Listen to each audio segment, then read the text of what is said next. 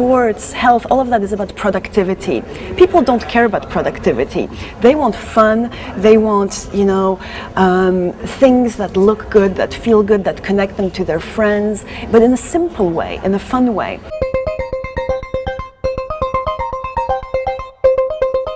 There's been a lot of these niche products in sports, lifestyle, military is another story, of course, but sports, lifestyle, and some health and quality of life sorts of niche products. But they've been very small and none of them have been a commercial success.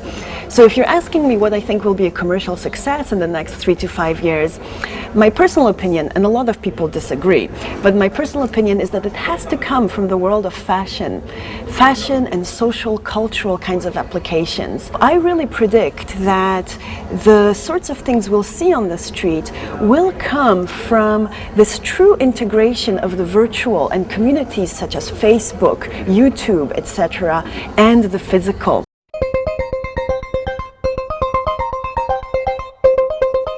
I think fashion is undergoing revolution right now because there have been a lot of innovations in labs and in small design houses in the last 10 years.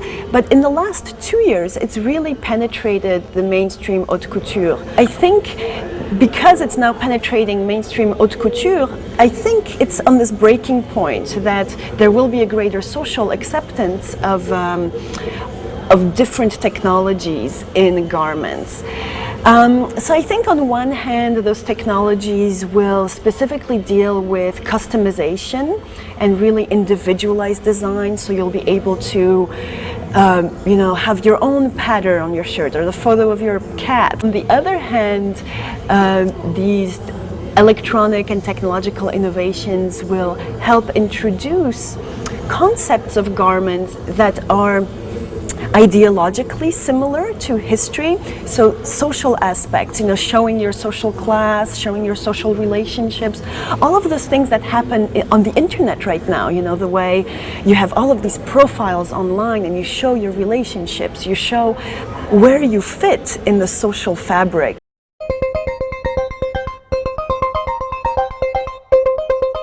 There's a lot of emphasis in Canada on cultural industry. What does that mean? It's not clearly defined, but things like performance, fashion, various social cultural events. So what that means is I'm able to raise a lot of money, and I've raised over $1 million in the last 4 years to do research that is primarily cultural and social. I don't need to produce a product for Microsoft. I don't need to produce a product for very traditional industrial commercialization. I can actually play and experiment and do things that aren't immediately obvious how they can be translated into products. I have this great luxury to be able to pursue areas of research that are more related to pleasure or beauty, because that's why the fashion industry exists. It's not about functionality. The fact that pleasure is one of our innovation goals, it's a very strange thing to say, but I think it's a very important way to look at innovation, because in the end, that's what people want, And in the end, that's what's going to cause the success of something, is if it gives you a better experience in terms of pleasure.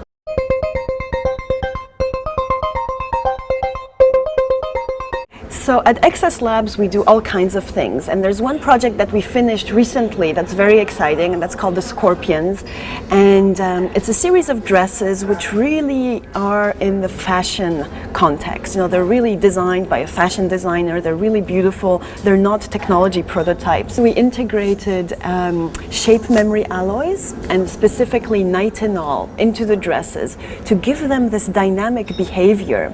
So some of them open and close. Some of them, one has a hat where the hat kind of closes and opens again on its own, but it's a very organic, very natural movement, because shape memory alloys are not driven by motors, it's not mechatronic, it's really very organic. So it's like you have these living organisms on your body that move.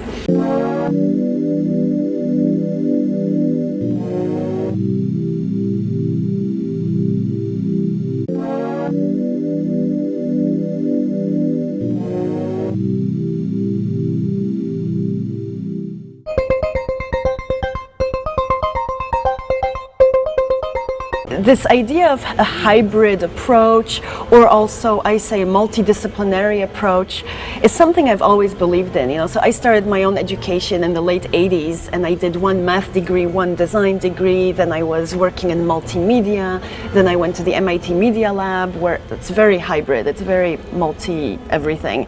These ideas have become more mainstream, that you can be a programmer and an artist at the same time. It's okay. But still, that's not really enough, because one person can't do everything, right? So it's more about these notions of having a better understanding of other fields. What I do in my lab is, when I have my researchers who are for computer science, I actually force them to do sewing. And when I have my researchers from design, I actually force them to build a circuit. I firmly believe that true innovation comes from areas of discomfort.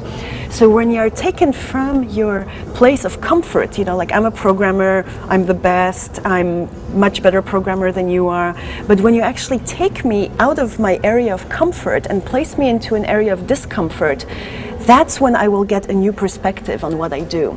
And that's where I think a lot of our innovations have come from, is from creating these tensions and these areas of discomfort, where suddenly you're looking back at yourself from a different point of view, and you get this really crazy, bizarre idea that you wouldn't have had otherwise.